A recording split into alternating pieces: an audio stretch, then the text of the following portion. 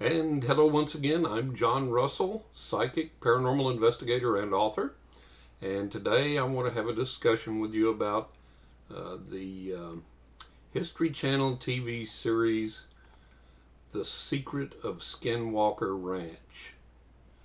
Now, for those of you that are not familiar with Skinwalker Ranch, it's easiest just to Google it. Google the history of it. There's a lot there. It's currently owned by billionaire Brandon Fugel, and he has brought a crew of scientists to the ranch to try and get to the bottom of the paranormal activity that's going on there.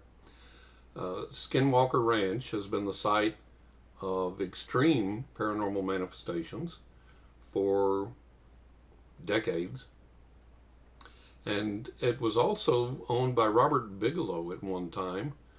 Bigelow Aerospace, he's another millionaire or billionaire, and is heavily involved with the government in UFO research, UFO activities.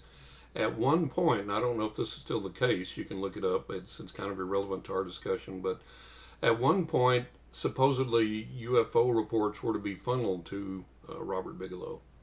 So who knows what's going on there. See my other videos, go to my YouTube channel and see my other videos on the UFO conspiracy and the cover up and what our government's covering up and so on and so forth. But anyways, back to Skinwalker Ranch.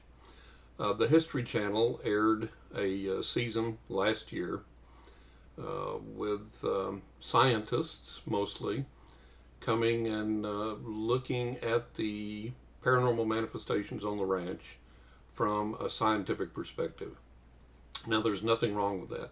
We've utilized digital voice recorders to capture electronic voice phenomenon, spirits of the dead that speak to us with the aid of the digital voice recorders. We've used cameras forever and a day to capture spirit photographs, and so on and so forth. So any new technology that comes along, it seems like the spirits are ready, willing, and able to use it. And scientists, serious scientists in the paranormal, are always looking for ways to up that game and to create more accurate and better reception, communication with the other side, and so on and so forth. So nothing wrong with technology, nothing wrong with science. The problem is when you put all your paranormal eggs in the science basket, because the paranormal is something that can't be measured by science all of the time. Sometimes it can. EMF meters, for example, can detect ghost activity. Digital recorders can capture the voices of spirits on the other side, so on and so forth. But science can't always measure the unmeasurable. The paranormal is not always measurable by science. And it's like I've always said, I always tell people, in spite of claims to the contrary, that you can't make an appointment with the UFO. Now, people will disagree with me on that, and they'll point to, for example, Dr. Stephen Greer, a prominent ufologist who states that in his outings with his groups and his gatherings that they vector in UFOs continuously and communicate with them through light beams, lasers, so on and so forth. And okay, but how many misses do they have? I'm sure that the UFOs don't show up every gathering. I'm sure that that doesn't happen. And in my experience, looking back now, I have had, in all honesty, probably well over 1,000 paranormal manifestations in my life, and these have occurred on the physical realm. A lot of times we've photographed them, recorded them, they've been experienced by others. So these are real events, not something that I dreamed, meditated, hallucinated, or whatever, but actual paranormal manifestations that occurred on the physical realm and many times witnessed by others. So I have a little experience with what I'm talking about here, and it's been my experience since I became a professional psychic at the age of 18, and I turned 67 this month, so I've been around the block in this whole game a few times. And it's been my experience that a lot of times you desperately want some type of contact or communication with the other side, or some type of spiritual or paranormal manifestation to occur, and you seek it out, you ask for it, you set the stage for it, you get all the conditions right for it to occur, and nothing happens. And that may go on and on and on that way. And then when you're not looking for it, it may pop up. And then sometimes when you are looking for it, it will happen. But my point is, you can't schedule paranormal events. Like I said, you can't make an appointment with a UFO. The other side, again, kind of seems to play peekaboo with us for whatever reason, and we're not always sure of what we're going to get, where, and when.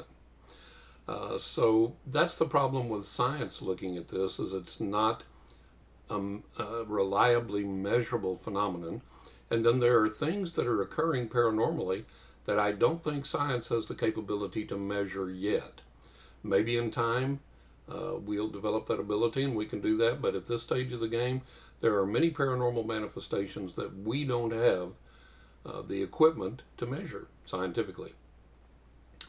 So, what do I think that they need to do? Well, I think that the people at Skinwalker Ranch need to bring in some reliable psychics, shamans, etc.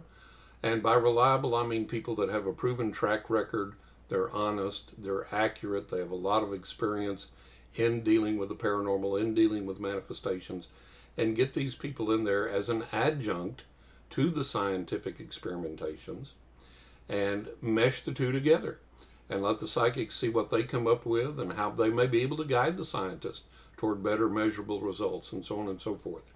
So they should bring in, for example, a more heavy reliance on EVP, ghost boxes, spirit photography, that type of thing. They should bring in reliable psychics, mediums, shamans, whatever, and maybe have some good old-fashioned seances every night for a couple of weeks, 3 weeks, whatever, and see what transpires, see what goes on. So I think that while the aim and the intent is good, they're not going to get to the bottom of it by a science alone. And like I say, the paranormal has its own rules and regulations and acts and reacts according to its own whims. And not all the things there are measurable, and they're not going to be measurable. But a good shaman, a good medium, a good psychic can and will and does pick up those things. And they're able to interpret them, to deal with them, and to enlighten others and receive communications that they can pass on to others. So I think that's what should be occurring. One of the comments that I saw from people that when it was announced that a new season of Skinwalker Ranch is coming up on History Channel in May this year, a new season begins. And as people were discussing that, one of the things that kept coming up was more science, less woo-woo. More science, less woo-woo. Well, look, the paranormal realm is woo-woo. That's what the paranormal realm is. And we have to look at it that way. We have to accept it that way. We have to deal with it that way. Yes, there's a lot of phonies and frauds out there. There's a lot of con artists. There's a lot of people that have made it look stupid and ridiculous and so on and so forth. That doesn't mean the paranormal isn't real, that it doesn't manifest, and that we can't communicate with it. Quite the contrary. So to the people wanting less quote-unquote woo-woo and more science is not the answer and is not going to bring us the answer as to what's going on there. As I said, I think a good combination of science and the paranormal through psychics, mediums, shamans, so on and so forth. That's going to be the thing that takes us deeper into the investigation and begins to provide us some more answers. So I think that's what we have to do there to really get any reliable results, to really get some good insight, and to continue to go further with the investigation. Now, some things have happened to people out there. People have gotten sick, people have had problems, so on and so forth. So my take on that is everyone that's involved with the investigation should be made aware of the potential dangers to themselves before they sign on and agree to get involved. And if they would listen to their own intuition anytime they're filming, certain day, certain hour, certain time, certain location, and they begin to feel uneasy about it, get out of there. If they're on the property and they feel like, this is a great opportunity to be here, to learn a lot of things, to be on the History Channel, but man, I don't feel good and I feel uneasy and I feel uncertain about this, leave. Get off the show. Get off the property. Don't endanger yourself. It's absolutely not worth it. Now, the thing that really pissed me off last season, and it still pisses me off, and I hope they don't do anything as stupid again. One of the things that is postulated is that the ranch itself is alive, is cognizant, is sentient, has a will, and manifests certain reactions and actions and desires and so on and so forth. That very well may be true, okay? In testing that theory, one of the theories was that anytime some new animals are brought onto the ranch, that the ranch will react. So they brought on these, I can't remember what it was, I think it was llamas. And then one of the llamas got attacked, and they had it on film, and it was a hideous thing to see. And some people said, well, it was just a wild animal, a wolf or coyote or whatever that would normally be there and attacking livestock anyways. Others speculated that it could have been a reaction from the ranch to these new animals, and that it created or sent this manifestation, this creature, whatever it was, to attack these animals. Look, that's nothing but a mindless, senseless, stupid abuse. If you know that there's a good chance that introducing an animal, an innocent animal, into an area is going to cause that animal harm, that's nothing but abuse. That absolutely is not acceptable. It absolutely should not be done. So, and I don't know if Brandon receives or responds to comments on his Twitter channel, but I left that comment on his Twitter channel for him and said it made me want to quit watching, and it did, because you can't be reckless and endanger either people or animals in your paranormal investigations, and especially when you know there's a good chance that bringing in something new is liable to instigate or provoke a negative or a violent reaction. That's the height of irresponsibility to do that. So I hope they've learned from last season, and I can guarantee you if I see them pulling any such stunts this season, I'll be leaving some highly critical and negative reviews and will not be watching. So I hope they've learned from that. So again, Skinwalker Ranch, we'll see what's developing, we'll see what goes on. There were some interesting things up until the point of bringing the innocent animals on, letting them get attacked. There were some interesting things up to that point, but again, you can't lean too heavily on science, because the paranormal is going to run circles around science. It's not going to respond to being probed and inquired about and measured scientifically. It just doesn't. It never has, never will. The best scientific instrument to this day still is a good psychic, good medium, good shaman, someone who's trained, reliable, accurate, and is able to interact reliably with the other side, has the training, the understanding, the experience necessary so to do, and that's still your best and most sensitive scientific instrument there is above everything else that's out there. So I hope this season they'll take that into account. We'll see what happens. But there's my take on Skinwalker Ranch. I've been John Russell, psychic, medium, paranormal investigator, and author, and I will be talking to you again soon. I promised you I was going to start taking more viewer questions, and I have one now to answer. A friend of mine said, "What's it like living with a psychic for your friends and family? It sure can't be much fun trying to give you a surprise party." And for the most part, that's true. I remember a long time ago, my wife and I were playing a game of Hangman, and I was just ripping through the letters left and right, and won the game, I think, without even a miss. And she said, "You're no fun to play with." And I can't turn my psychic gift off, so it's like, okay, sorry.